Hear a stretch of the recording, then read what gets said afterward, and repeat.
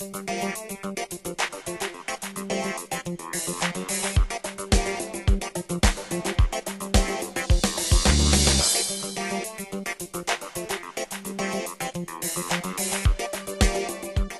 je potekala, moram reči, zelo lepo in tekoče.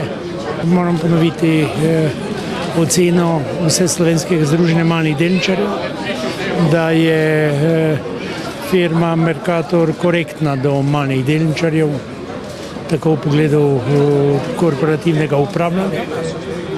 Ima tudi svojega člana, ena redkih velikih slovenskih firm, ki je tudi vključila predstavnike malih delničarjev v nadzorni svet in drugič tudi v pogledu dividende.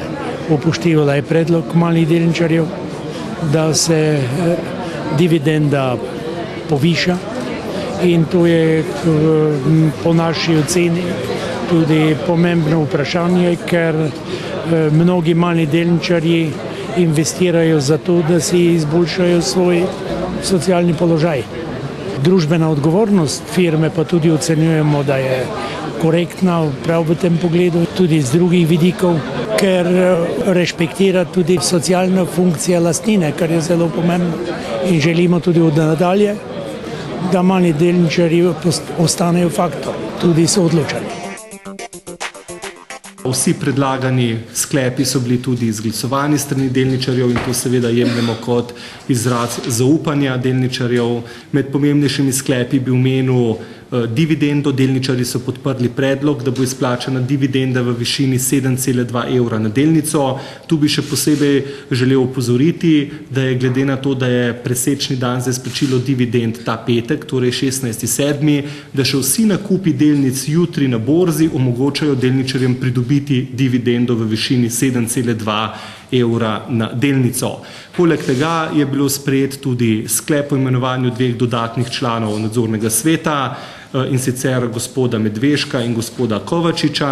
Po novem bo nadzorni svet namesto 8-članski 12-članski, 2 dodatna člana bo namreč izvolil še svet delavcev v skladu z našimi statutarnimi določili. Sicer pa je skupščina prav tako poleg podelitve razrešnice upravi in nadzornemu svetu, imenovanja revizorja, tudi izdala upravi pooblastilo za pridobivanje in odsvajanje do 10% lastnih delnic, potrdila spremembe statuta, ki so bile potrebne zaradi spremembe zakonodaje. Torej, vsi sklepi so bili sprejeti, tudi tisti, ki so zahtevali večji kvorum, to so sklepi, ki se nanašajo na pooblastilo za lastne delnice in spremembe statuta in ni bilo niti enega nasprotnega predloga, tudi ni bila napovedana nobena izpodbojna tožba, tako da sem vesel te podpore delničarjev, se bomo trudili, da bomo tudi v bodoče upravičili za njihovo zaupanje. Je pa seveda treba poudariti, da kljub temu, da je dividenda 60% višja, da to z vidika obsega denarnih sredstev za Mercator, ki ima 2,5 milijarde evrov sredstev, je to glede na lansko leto samo dodatno izplačilo okoli 10 milijonov evrov. In ta dodatne finančne vire nameravamo zagotoviti na eni strani z boljšim upravljanjem z obratnim kapitalom, po drugi strani pa z nekaterimi dodatnimi dezinvesticijami poslovno nepotrebnega premoženja, tako da to ne bo v ničemer vplivalo na naše finančno stanje.